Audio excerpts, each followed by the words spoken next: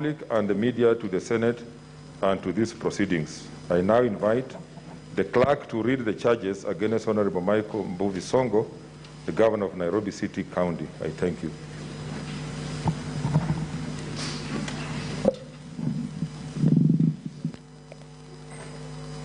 The Honorable Mike Sonko, the Governor, Nairobi City County. The charges against you are as follows. 1, gross violation of the Constitution or any other law. Gross violation of the Constitution,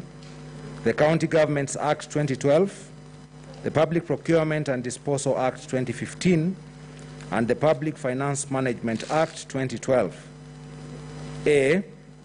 the Governor of the Nairobi City County has violated Articles 201, A, D, E of the Constitution of Kenya on principles of public finance management and Section 154 of the Public Finance Management Act 2012,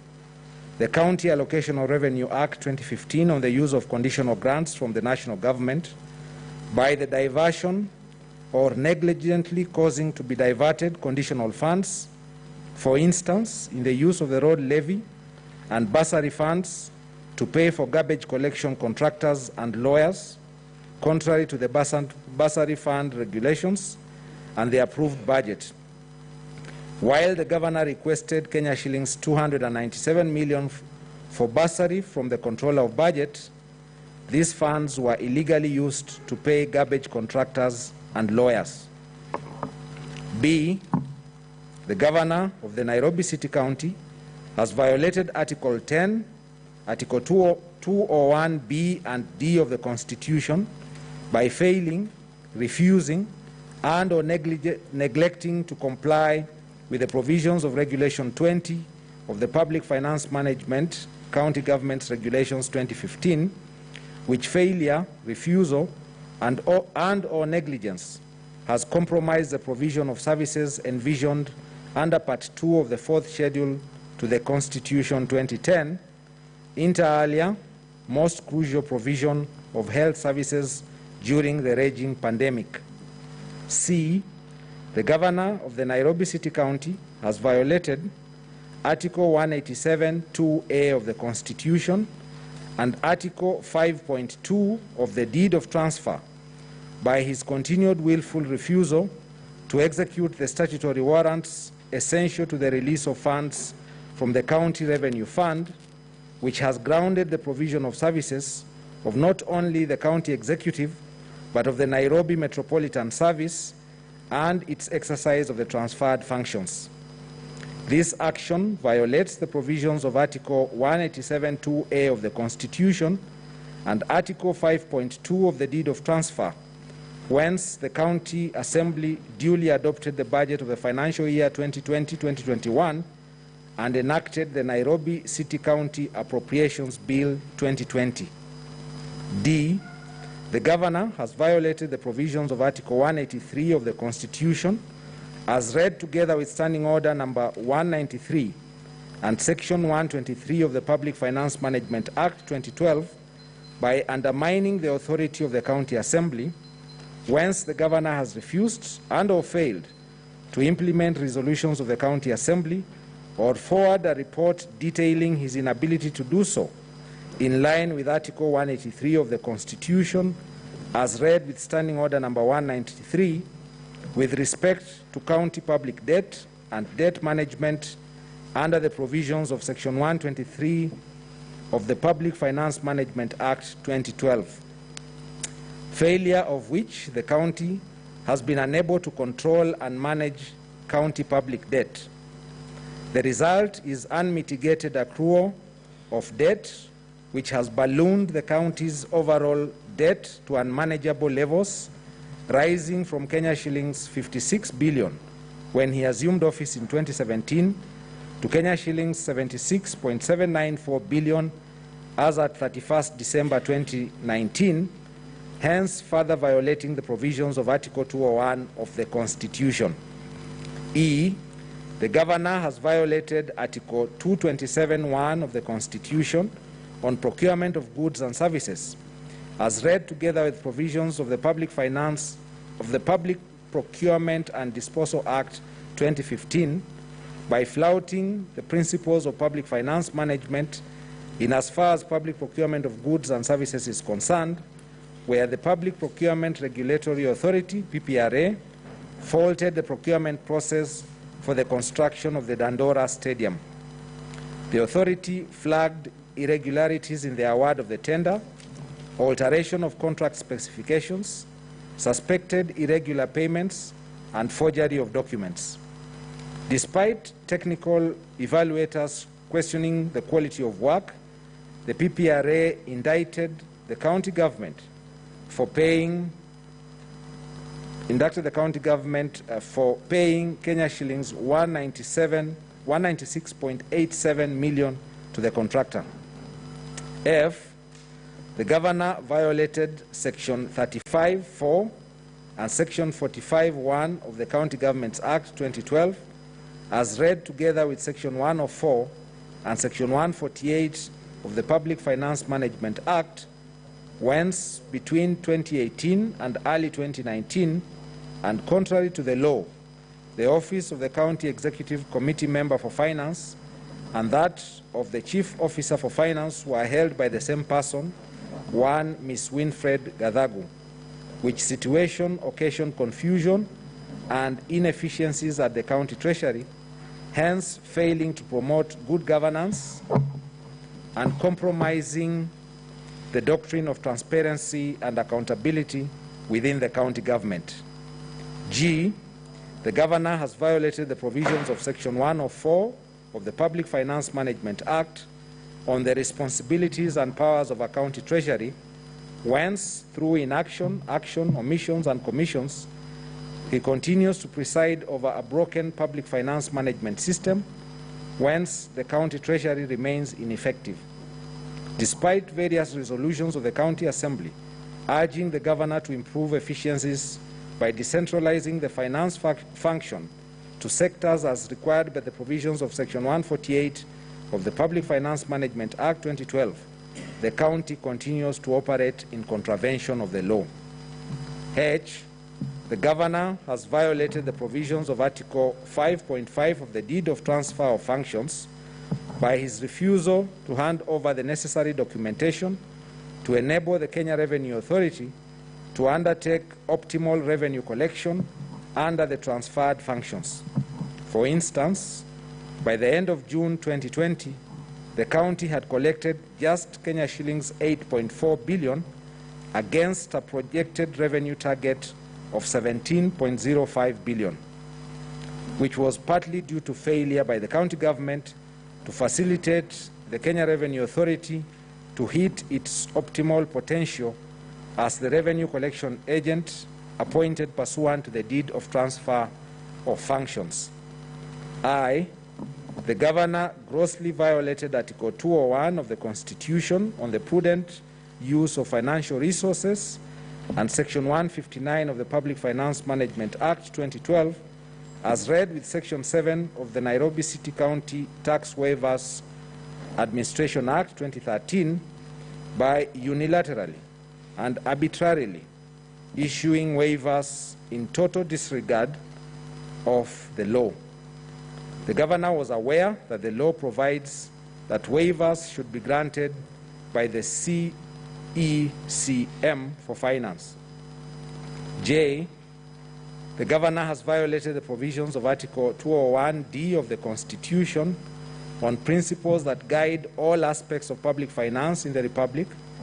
and Article 227(1) on procurement of public goods and services,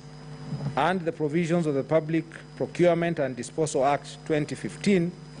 by willfully interfering in the award of the tender for the construction of the Dandora Stadium as established by the PPRB,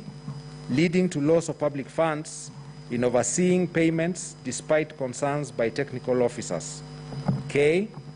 the governor has violated the provisions of Article 201 of the Constitution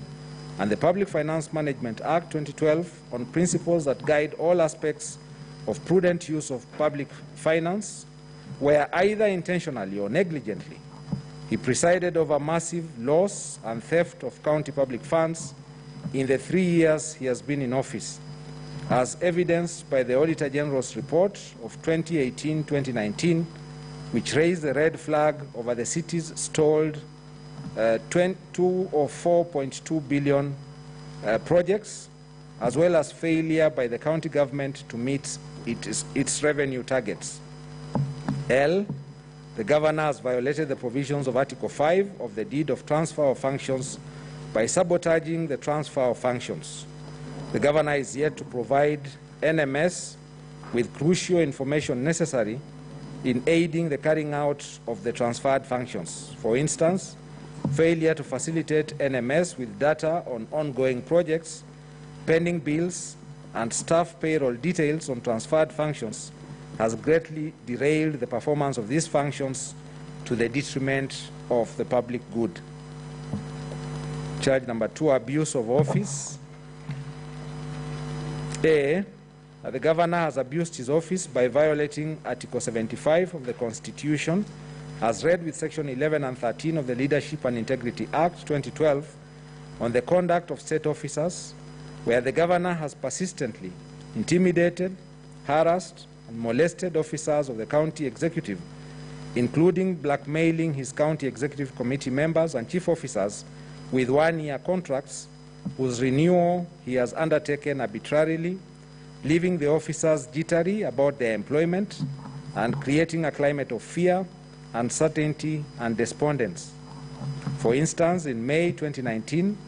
the governor failed to renew the contracts of all 23 chief officers, instead directing that they hand over to directors, greatly affecting the continuity of service delivery and accountability in the county. B, the governor has abused his office by violating Article 75 of the Constitution, as read with Section 16 of the Leadership and Integrity Act 2012, by unlawfully using public funds to pay for his daughter's travel to New York, USA, to allegedly attend the county First Ladies Conference held during the 62nd session of the Commission on the Status of Women 2018. Third charge, gross misconduct. A, that the governor has violated Article 73 of the Constitution by failing to promote public confidence in the integrity in the office of the governor following his being charged before the Anti-Corruption Court, thus prejudicing and or compromising the social contract and trust bestowed upon him by the people of Nairobi by virtue of Article 1 of the Constitution. As a consequence, therefore, the governor has been barred from accessing his office via a court order and thus incapable of performing his functions under Section 30 of the County Governments Act 2012. B, the governor has violated Article 73 of the Constitution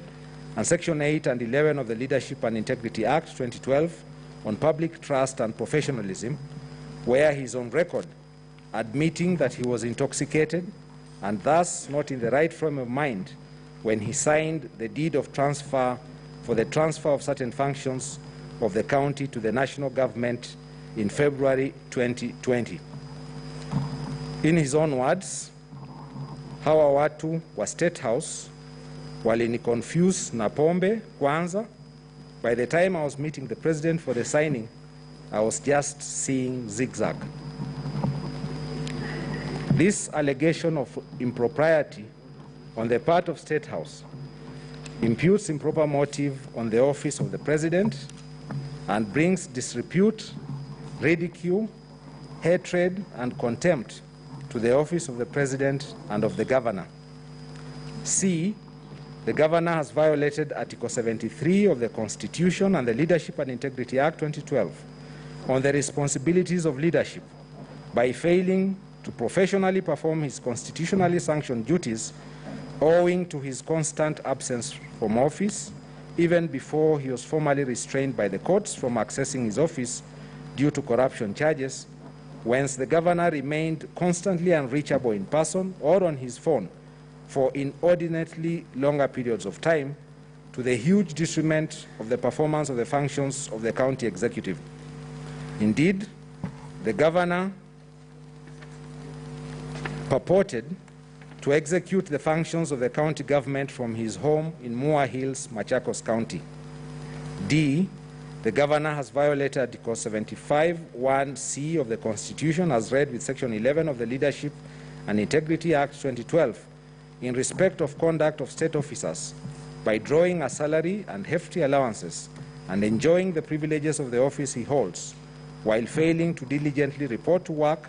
and being perennially absent even before he was formally restrained by the courts from accessing his office due to corruption charges. E, the governor has violated Section 8 of the Leadership and Integrity Act 2012 on public trust, where he has constantly used his position to abuse public trust in the county government by exercising the powers of his office in a manner detrimental to prudent public service delivery by persistent use of divisive and unbecoming language which undermines the office he holds and the county administration. F,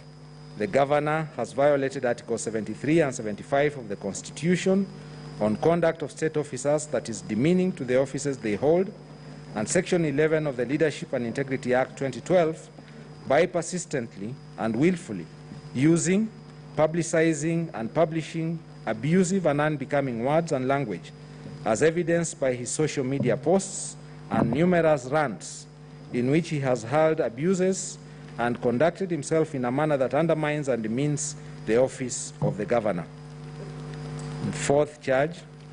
crimes under national law. There are serious reasons to believe that the governor has committed crimes under national law, specifically the Anti-Corruption and Economic Crimes Act, which crimes he has been charged for in the Anti-Corruption Court. Okay, honorable senators, I will now invite opening statement on behalf of the County Assembly for 30 minutes.